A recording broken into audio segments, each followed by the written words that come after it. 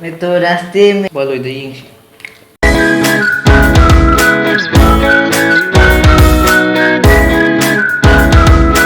Hi ma'am, ahan waktu dah ma'am pernah buat konon krom jari. Ado ma'am, aku ngasi Momo amo puduna lah Momo challenge tahu tu ni.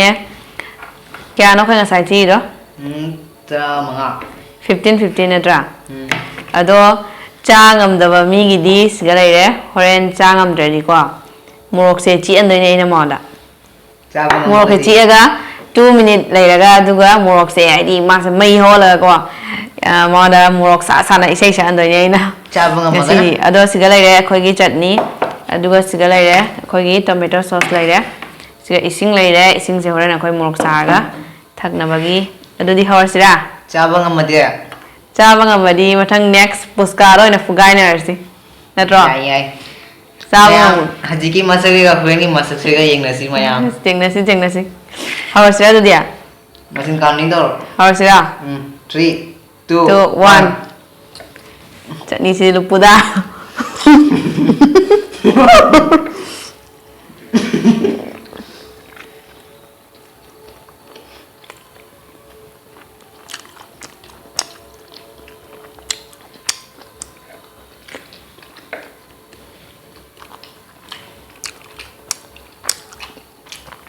Một sải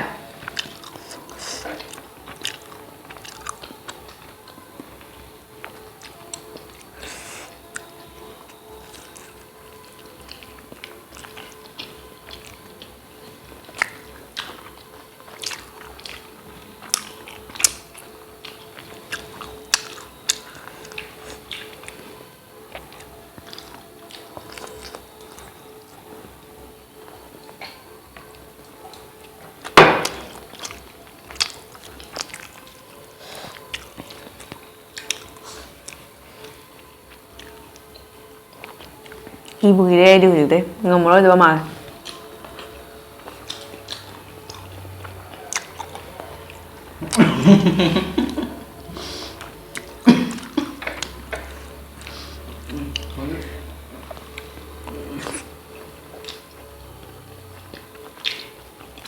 Mayang ngomong mate muluk sih gini.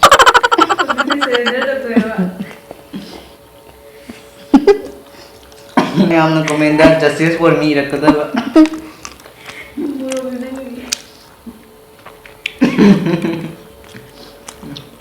Jangan na. Ai mulok se wen chik do je siki na ni na hoi tang nang chai je.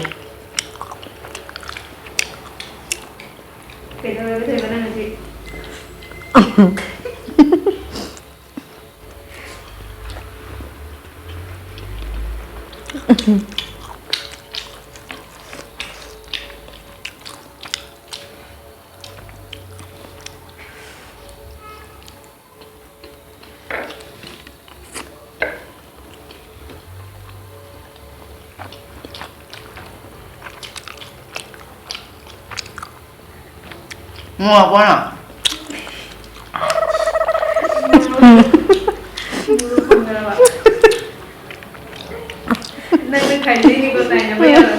Hari Momo coba bu, pun nasi bilang dia. Sinyam tak ada nona nak ani dah sulit. Muluk di kanduk bayai ko. Kanduk bayai ko muluk dia. Muluk kalau jadi ya.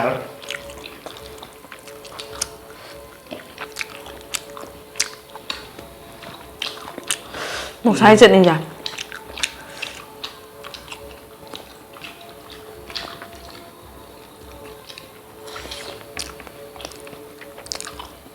Một con nó gạch có trong ạ.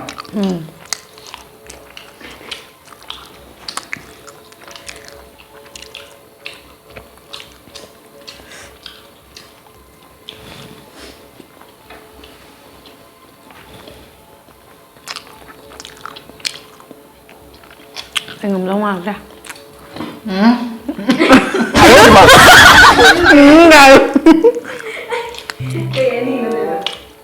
Mau sai mana bu haki bro, fancy mana mana din. Sao này hao quá không?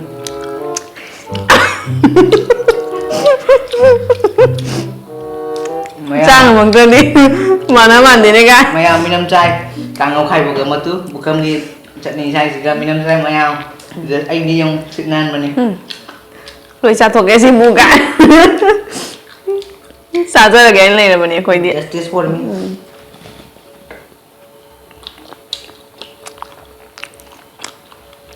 Murah kamu Momo mudah murah murah itu mau minyak kenapa sih? Ini sih butuh cara gitu ini.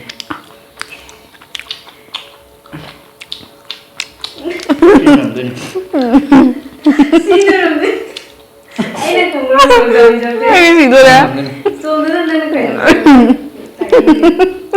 Ya, ini kita tadi. Memang ini om memang. Orang tuh yang nanti. Vì cái mà chim yêu đấy. Ini kita tinggi kan berapa jam ini? Juga nanti kita baca gitu. Ông nó cái năm ra.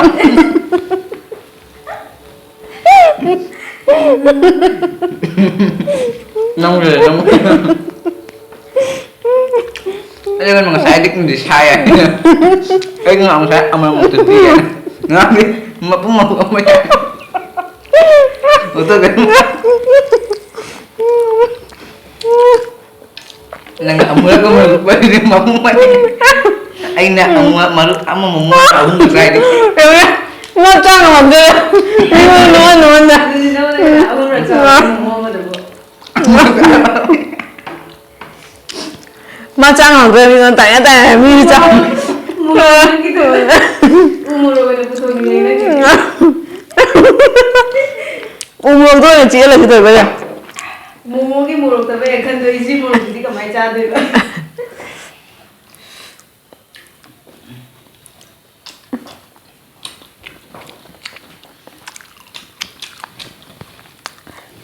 Iya, soal teba, gamno. Ông mới mà từ kia mà ông mới mà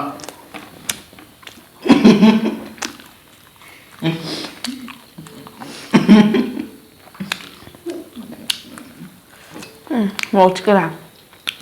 Trắng.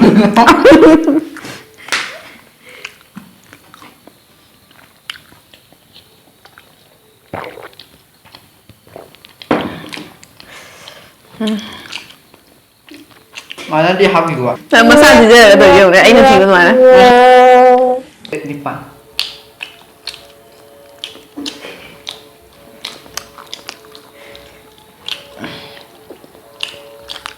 Isin mari sega Maria. Ngắm ở đây đi hay rồi ba? Tàu kín. Sâu tùng. Isin kata udah. Isin kata udah yang cerita. Kita ada nomor sih nak.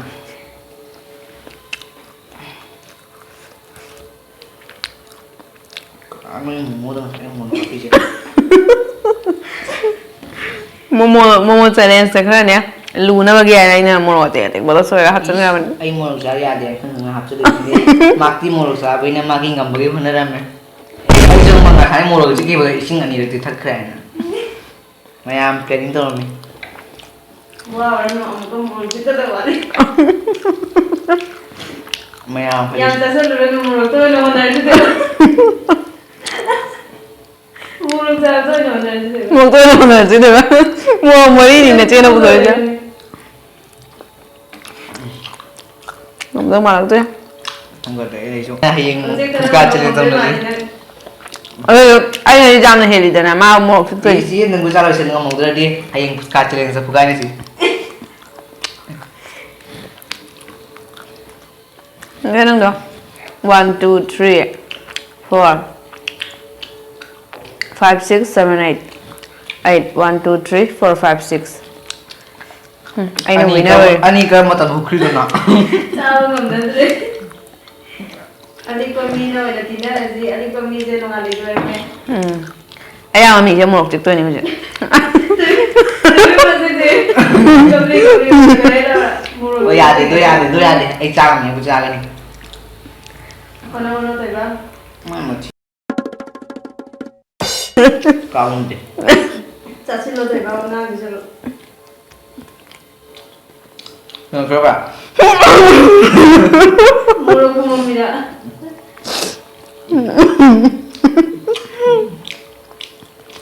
Mua cái đợi mày mua cái bánh hộp rồi mà mua cái tủ liếm 누구 말만 되고 뭐 이거 너는 mua cái bánh hộp mình được Dragon ni kayo. Dragon Momo siêu siêu ni man Dragon Momo kain to kami dyan Mayam pukta jaga jawri mari di sao ngani. Maki kangde. nang mo sa nang niya ida yang mo na ida. Pino mari jang ngani mari jang mo. ấy chấp tầm trà cái cả rồi mà thử có lùi ở đây không hèn nó là số man lùi rồi trong thì bác con đâu Muro mga. Siapa dengan yang belum mengagai? Matang deh hak nang jing ngata ya. Kawal ke kaya riga. phải Ai kam. nâng cái đấy một chi tiếng gì 3 4 5 6 7 8. Maya ina sai si yang di yang ro benda. Kamai lik tharam din lai na kra hap chalak ko mar. ấy lại nó phải là hấp chân lấy nâng cái tầm đó nâng cái một trên lên cái tầm đó lại nó phải thật tôi đâu mà Đây mình nó đang là sao mình gì cho thầy bạn? Con để trái đi ngay đuổi con này gì trái này. ấy chỉ thôi trời cái lối này gì Mắc gì ngặt tung cái đuổi gì kamai cái đuổi này. 어머 뭔가 보고 mà chỉ hút để cái à rồi Mình là cái sao mình sẽ gặp con chút tầm chút. Thế nên mình hiểu. 뭐로 Để cho gì use tới ya ni magi. Lo này jadi lo gitu. Mayang put amu bang ngai. một chiếc kìa một chiếc kìa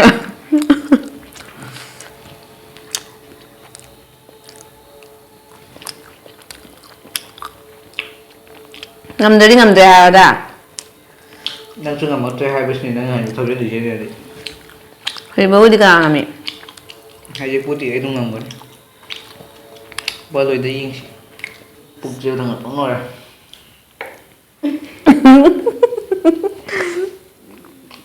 Itu saja lo ya tuh ngurangnya. Kamu kan harus wali mulu. Ai di chen ngai. 哎呦我的妈 Ja gi ni de. Ai ja. chào Lai đúng lục je gi ni kra. Da. Tại sao phải làm vậy? Nó chỉ hai rồi mới kinh chính. Ai đi áo vừa lại anh. Cơ đó. leg piece ni yang kalah chào Sang cái ăn nhé. chicken leg piece Đây là gì mà?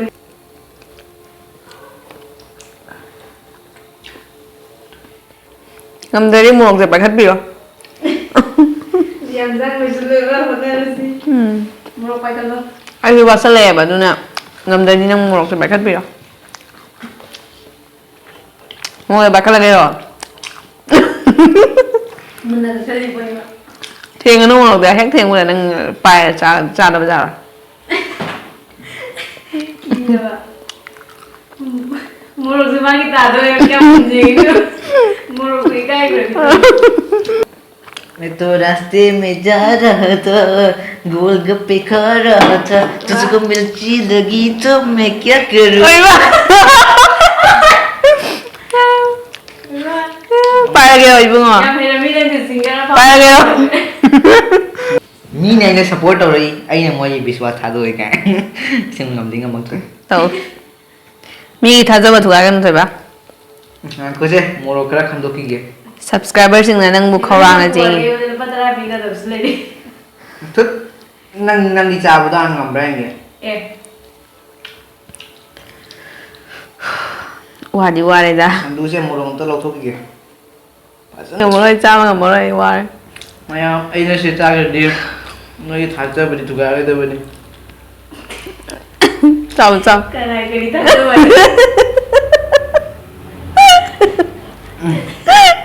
cha mo ta cha mo ta cha mo cha mo Iya, bener. chơi mà nó lên sao được chả sao luôn là chỉ support đâu đấy mà ninh đấy camera mà ninh đấy support đâu đấy nhiều cam phơ rồi mày chả xin lỗi rồi đó ô tự đi một tí rồi mai em rồi chả xin lỗi gì đây cả gì mà đi đâu rồi chả xin lỗi xin lỗi thật luôn ngầm cái tôi này hay nữa đâu rồi ạ ai gần đi kìa nụ xí nè này khỏi ai gần ra kìa anh xí ai gần gần anh mèo anh xí pin mẹ ăn chi là biết mà thì sao anh xí mà chả xin lỗi cái này hồi tàu đâu đâu vậy tao là đúng một chiều ta một chiếc bánh kẹn tao cũng đã sao tôi sao thì muốn tả rồi ạ tao mày ăn pura một cái masa lại sẽ miên mang lại xin chắc chắn तुझको मिर्ची लगी तो मैं क्या करूं mày ăn gì achoo bài đó mà đâu biết nè achoo bài đó mày muốn sao em suy nghĩ sao rồi thì cho làm đi vậy sao được cái này có ai thế nào khai bom chích kìa dạ anh đây anh khai một chữ rồi ngay thằng này chịu nào rồi Kìa. nếu mà tôi làm đi làm đi ra mà tôi ai đi ăn đi thằng ấy chích rồi thằng ấy chịu gì rồi hayang momo chứ pus hayang pus cả chơi nó suy nghĩ này cái gì kalau hana đâu cái haji khơi chia tu kan ya di hayang ani đúng chưa rồi maya tu sana ya mà pun masih itu ini maya honori lại cái baby ram không rồi mà chị biết chỉnh rồi thằng đâu rồi con có game thằng rất là rồi kì isin mình để tu son wow mà không thể bảo mua gì mua sai thì mình không đi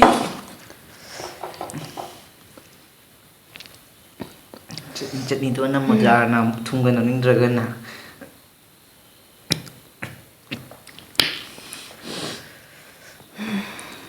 nào bằng sai không may pro đâu không may pro đâu nè mày ai cái challenge tao vừa xin cũng mang ngâm được vậy ai na ở không mà nhìn thấy pizza rồi vậy hay yang cái puska su ai yang có đâu ai na cũng ngâm rồi nè haji mặc sao xong mày hay yang cũng sao rồi nè ngâm rồi trời sẽ chờ ạ sao murung maya dum na kai murung maya da umma shi tira maya da murung kara umma chi kara kara umma murung kara umma shi tira sao vậy rồi mình đi cha cái gì nè da murung kara dori ba ummo mình này hà là kìa một tí năng cái chuyện này cái này một cha rồi hey ngi puska ding ngam puska cái kamai sai kan rona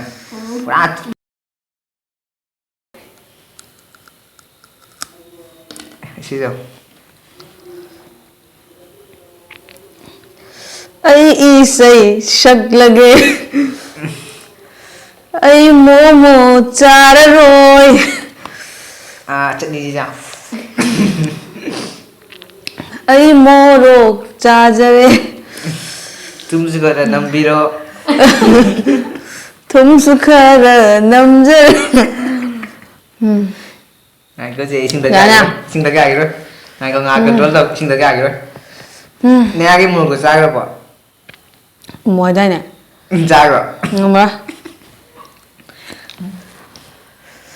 maya nasi video से सिगल समझा लगे hayang gi puska gi yang bolao maya like share subscribe तो बताओ video को xì ra